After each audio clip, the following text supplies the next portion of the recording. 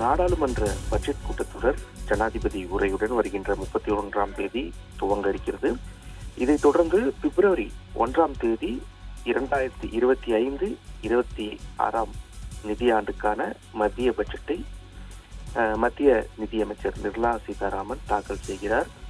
இது நிர்மலா சீதாராமன் தாக்கல் செய்யும் 8வது பட்ஜெட் ஆகும்.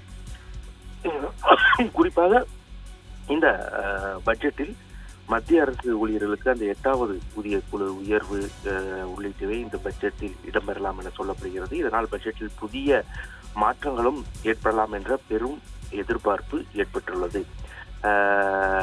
நிர்மலா சீதாராமனின் அந்த பட்ஜெட் உரையில் புதிய நேரடி வரி சட்டத்திற்கான மசோதா அறிமுகப்படுத்த இருக்கிறார்.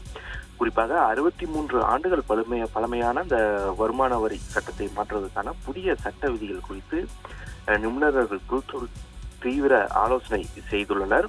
அதாவது வரி செலுத்துவோர் மற்றும் நிபுணர்களின் கருத்துக்களின் அடிப்படையில் புதிய நேரடி வரி சட்டமானது மாற்றி அமைக்கப்பட உள்ளது.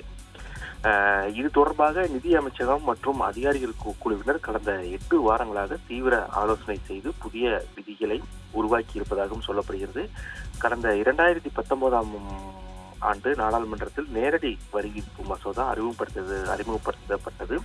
இதை தொடர்ந்துதான் 3வது முயற்சியாக நேரடி வரி திருத்த அந்த மசோதாவை மத்திய அரசு கொண்டு வர உள்ளது.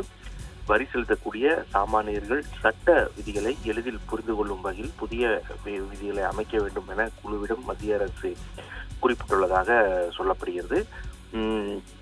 இந்த 8வது ஊதிய குழுவின் ஊதிய உயர்வால் அரசு ஊழியர்கள் பயன்பெற உள்ள நிலையில் தனியார் துறை ஊழியர்களுக்கும் தங்களது செலவழிப்பு அந்த வருவாயை அதிகரிக்க வருமான வரி விலக்கு கோரி வருகின்றனர். தனிநபர்கள் மீதான வரிச்சுமையை தளர்த்துவது இந்தியாவின் பொருளாதார வளர்ச்சியின் முதுகெலும்பாக முக்கியமாக பார்க்கப்படுகிறது. குறிப்பாக 2025-26 பட்ஜெட்டில் தனிநபர்களுக்கான அந்த அரசாங்க வரி விலக்கு என்பது அதிகரிக்கப்படலாம் என சொல்லப்படுகிறது. தற்போது வரை 7 லட்சம் வரை அந்த வரி விலக்கு என்பது இருக்கிறது ஒரு தனிநபர் வருமானம்.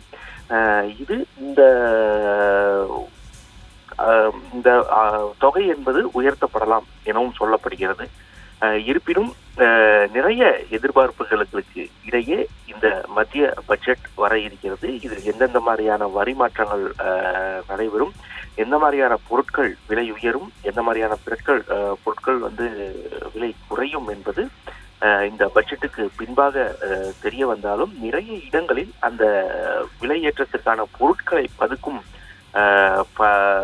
பணிகளையும் சில மொத்த வியாபாரிகள் நடத்தி வருகின்றனர். அதையும் கண்காணிக்க அதிகாரிகள் குழு நியமிக்கப்பட்டிருப்பதாக சொல்லப்படுகிறது.